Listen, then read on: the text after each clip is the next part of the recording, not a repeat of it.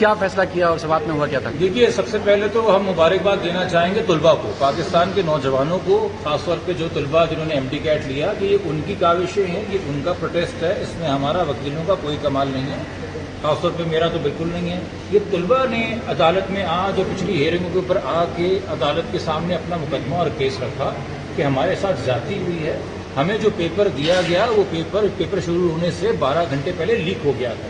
اس بات کا پھر آخر میں اعتراف ہیلتھ سیکرٹری صاحب نے خود کیا کہ مجھے خود رات 12 بجے جو صبح پیپر ہونا تھا اسی کاپی مل گئی تھی اور میں نے چانسلرز کو بھیج دیا۔ اس میں سب سے بڑا سوال یہ پیدا ہوا کہ جب ایک پیپر لیک ہو چکا تھا تو آپ صبح اناؤنس کر کے کینسل کر دیتے، آپ نے کیوں بچوں کو اس مشقت سے گزارا، اس ٹراما سے گزارا؟ اور تب سے لے کے اب تک جو 4-4.5 ہفتے گزرے ہیں، ایک ایک دن بچے جو ہے اپنے مستقبل کے بارے میں سوچ کے جس شدید مینٹل ایموشنل ٹراما سے گزرے ہیں اس کا تو ازالہ اب نہیں ہو سکتا۔ اور پھر ساتھ میں FIA انکوائری کمیٹی، جو کہ دوسری جو مبارکباد کی مستحق ہے وہ سندھ ہائی کورٹ ہے،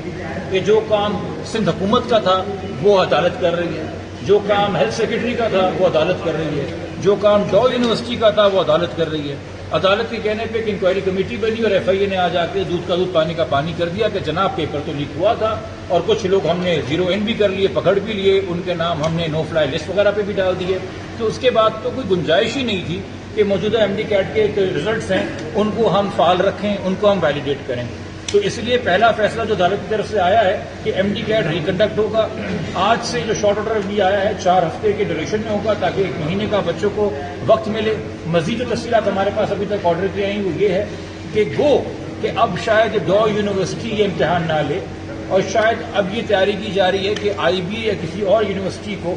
جو کہ ذمہ داری ادا کر سکے ان کو دی جائے گی۔ وہ ڈیٹیل آرڈر میں سی تفصیل ہوگی، مگر یہ ضرور یقینی بنایا گیا ہے کہ جو MD کیٹ کا کریکولم ہے جو کہ آلریڈی PMDC شائع کر چکی ہے، اسی کے مطابق اس امتحان کا اسٹرکچر ہوگا، اس کا ویٹیج ہوگا، اس کا ڈیفیکلٹی لیول ہوگا۔ اتنے ہی سوال بایولوجی کے، فزکس کے، کیمسٹری کے، انگلش کے آئیں گے جیسے کہ PMDC کے کریکولم میں لکھے ہوئے ہیں۔ اتنے ہی سوالوں کی نوعیت اور پرسنٹیج ڈیفیکلٹ، ماڈریٹ اور ایزی ہوگی جیسے کہ PMDC کے اندر ہے۔ صرف اس لیے کسی اور یونیورسٹی یا ادارے کا انتخاب کرایا جا رہا ہے کہ جو پیپر لیک ہوتا ہے، جو وہ کرپشن ہے، وہ کرپشن ختم کی جا سکے۔ یہ بھی زیر غور تھا کہ چونکہ اگر کیپیسٹی کم ہے